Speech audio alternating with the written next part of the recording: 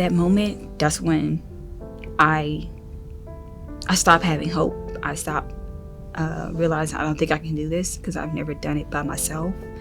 I was like, I can't keep the baby. And I cried so bad. I think I need a tissue.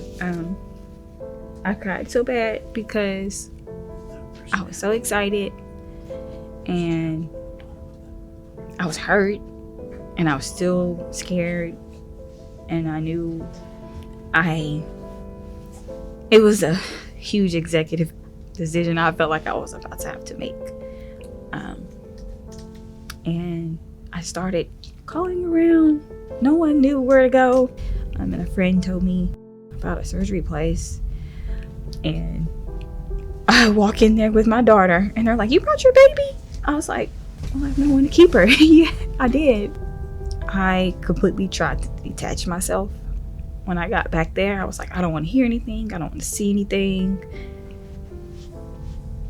And at that point, I wasn't up to date on any laws or anything that was going on in the world besides my world.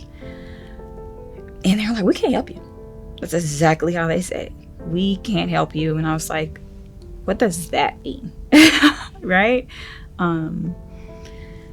They were like, "Oh, you have to go here." They circled a location all the way in New Mexico.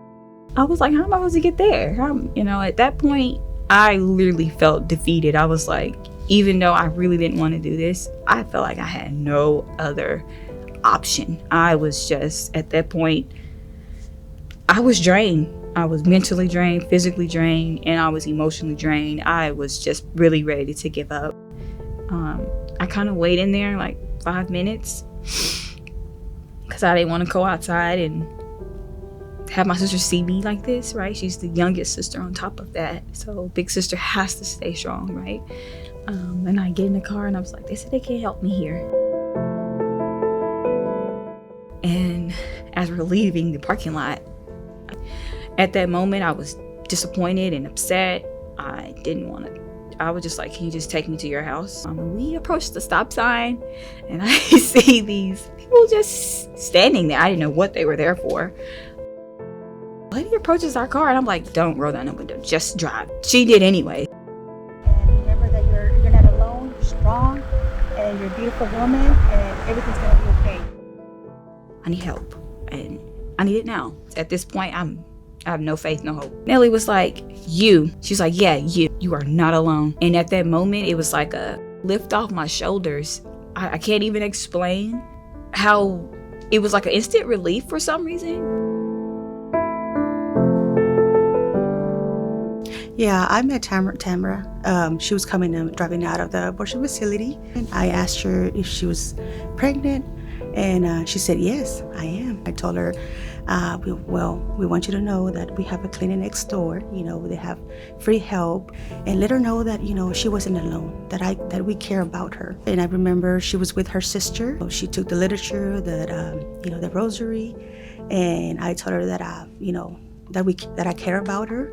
And I would love to hear her story, and that's it. She took the information.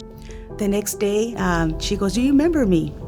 And I say, yes, I do. I went home, I saw the literature, I saw the information, the options that I had, and, I can't do this. I cannot have an abortion.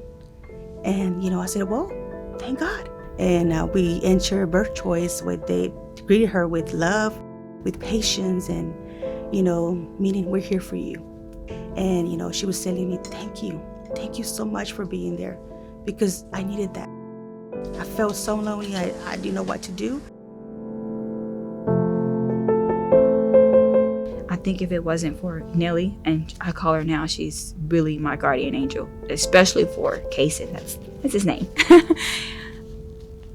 If it wasn't for her and my sister, so if it wasn't for them and birth choice, I don't think I'll have this much spirit, this brightness in me. I think I will be very dull and plain and have that cloud over me.